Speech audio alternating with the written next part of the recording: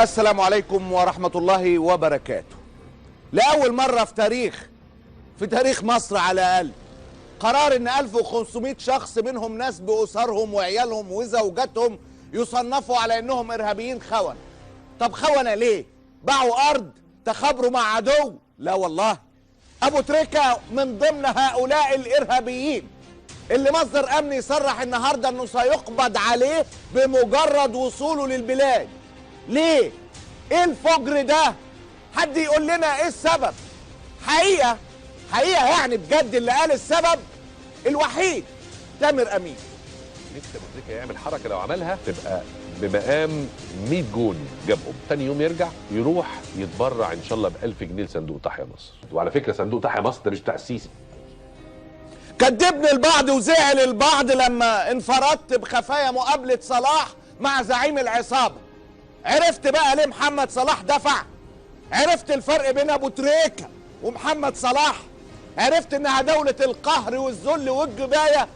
خد بالك، دي مش ضرايب واجبة عليك كمواطن، ده مش حق الدولة، لا دي جزية كذليل في دولة العسكر، وإلا فالويل والثبور وعظائم الأمور.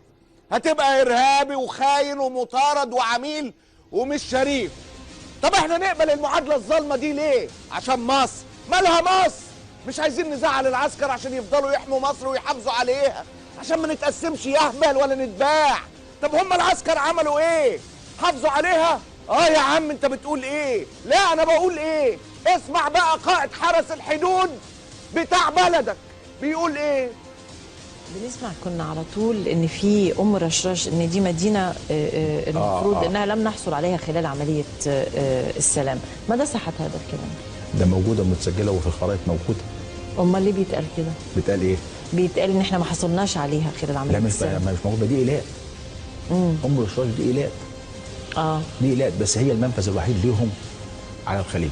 ايوه على الخليج العربي. فلو انت خدتي رشراش هتقفلي عليهم، هتبقى تعتبر حبيسه من ناحيه البحر الاحمر. ايوه تمام. فهم دي لو جات لهم، ودي لو هتفتكر اتنازلنا عن لحمنا وعرضنا، اتنازلنا عن ارضنا، اهو بيعترف بلسانه عشان ما نزعلش اسرائيل، عشان ما نخنقهاش، عشان يبقى لها منفذ بحري.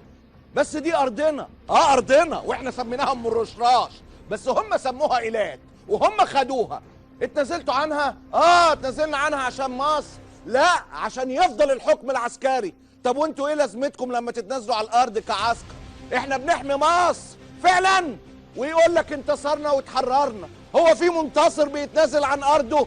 في انتصر بيتنازل عن ارضه؟ ام رشراش وبعدين تيران وصنافير؟ واللي يتنازل عن ارضه يبقى وطني؟